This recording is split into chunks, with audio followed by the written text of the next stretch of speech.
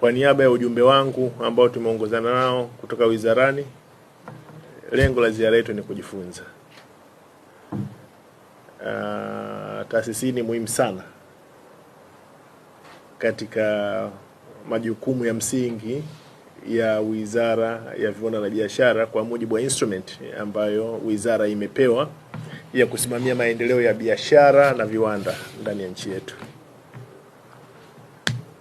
Taasisi hii ni moja ya mimili mikubwa pamoja na udogo wake, lakini ni majukumu ambayo mnayo ni makubwa mno katika kuhakikisha kwamba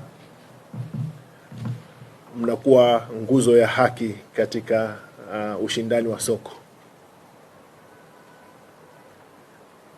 Nimependa theme timely justice in competition and regulatory appeals. Serikali inabeba jukumu la kudhibiti ushindani, lakini pia na mahusiano kati ya mzalishaji na mlaji. Lakini kwenye uhuru wa soko ni nguvu ya soko. Sasa nguvu ya soko ni mitaji, na mwenye mtaji ndiye anaamua azalishe nini. Serikali kazi yake ni kuweka taratibu tu.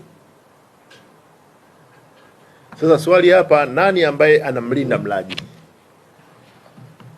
ambaye ndiye anawezekana kuwa ni victim kwenye huu mnyororo wa uzalishaji? Hatuna misingi mikubwa ya kulinda mitaji ya watu wetu, lakini pia tuna wajibu, wakati hatuna muscles kubwa za kulinda mitaji kwa sababu ya sheria za kimataifa, kama nchi tuna wajibu wa kulinda Watanzania.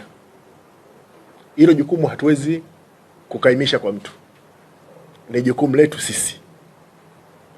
Lakini kulinda imani ya wafanyabiashara, kwa sababu tunazungumzia Vision 2050 ambayo 70% msingi wake huko kwenye private sector. Unapozungumzia private sector engagement kwenye uchumi, unazungumzia mtaji ambao umekuwa accumulated through different means ambazo zote zina riski.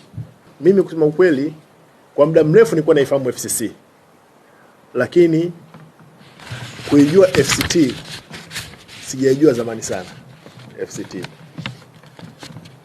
Kwa hiyo bado kuna umuhimu wa kuwekeza kwenye elimu kwa umma, kujua kwamba kuna watu wana mahali pa kukimbilia.